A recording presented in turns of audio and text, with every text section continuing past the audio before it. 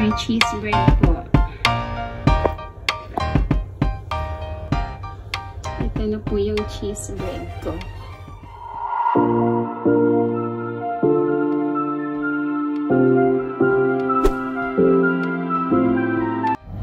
Hi guys! Welcome to my cooking tutorial. So for today's video, we're going to cook cheese bread. So we need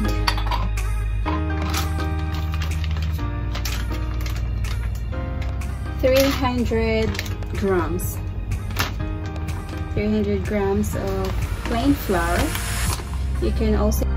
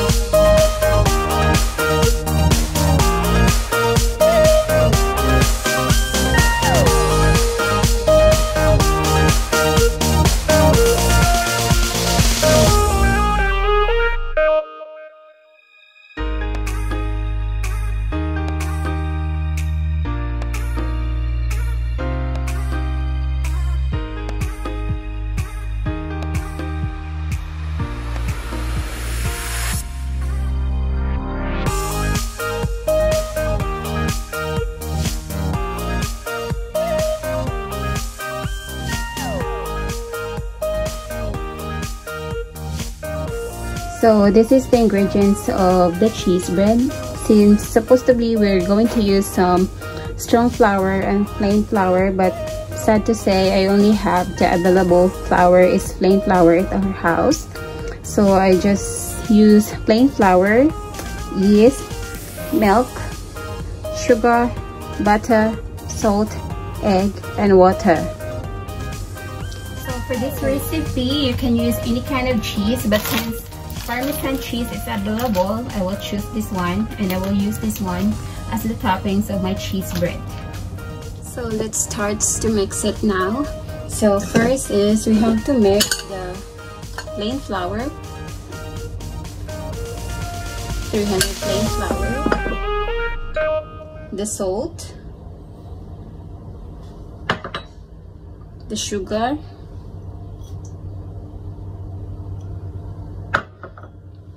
the yeast, instant yeast.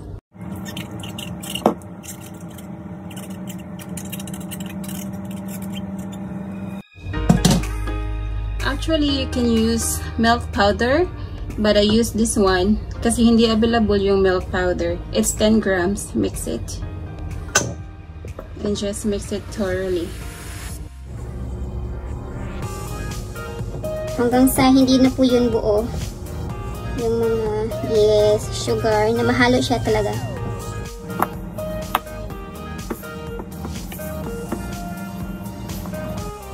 After mixing, you can add the water and the egg.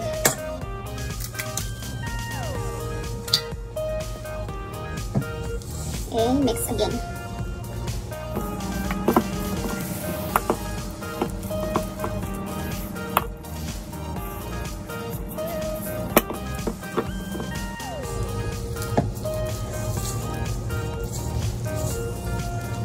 And then you can add the butter.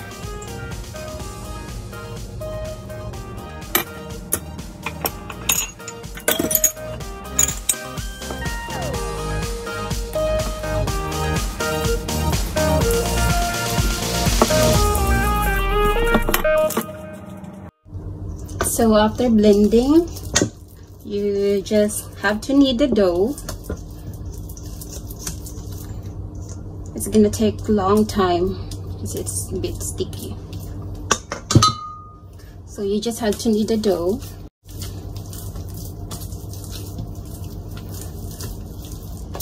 You just knead this one until you form an elastic smooth dough. Yung parang hindi na siya napuputol. So you just knead it. It takes long time though, but that's fine.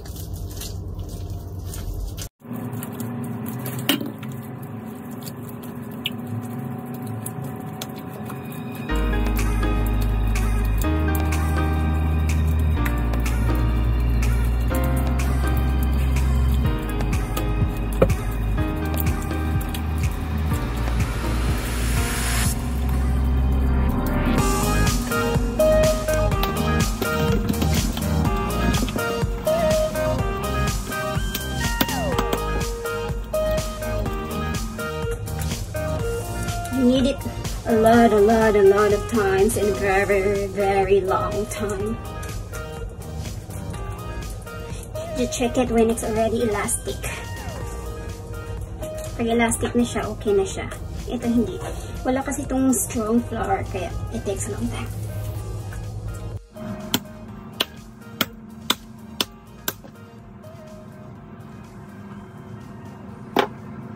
So here's our dough. We just have to let it stay. We transfer it to the greasing baking tray para tumubo siya. So 10 minutes here po. So now we can transfer to the baking tray.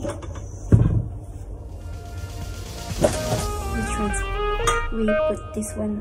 We put some oil first para hindi po siya mag-sticky.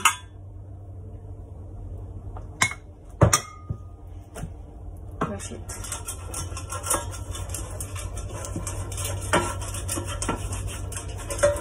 Pero hindi po siya sticky.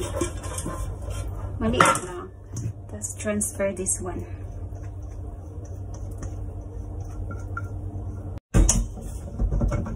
Maliit lang. Tapos let it stay for 45 minutes hanggang sa mag-grow po siya. Okay. Cover again. So you preheat the microwave for 190 degree. Preheat this one for 12 minutes.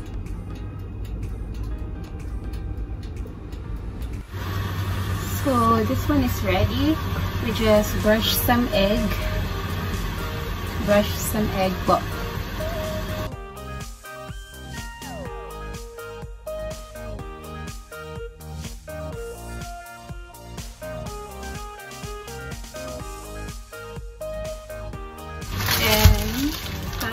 With some Parmesan cheese.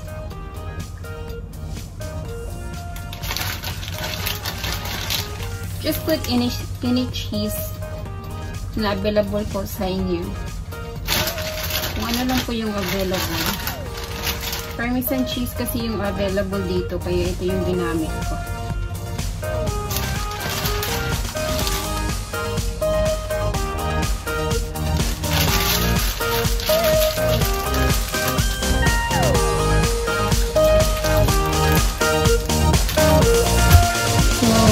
Yung cheese bread natin, it's ready to bake. So you cook it for 15 minutes. Cook it for 15 minutes in 190 degree heat. So you cook it for 15 minutes. You just set a timer. So yan na po siya. Nakasalang na po. I think the bread is ready. Let's check. Pag hindi na po siya sticky, okay na po siya.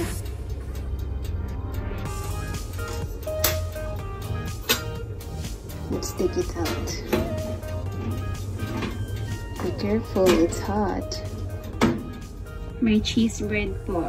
I-try natin ang ating cheese bread. Mainit pa siya. So ito po siya.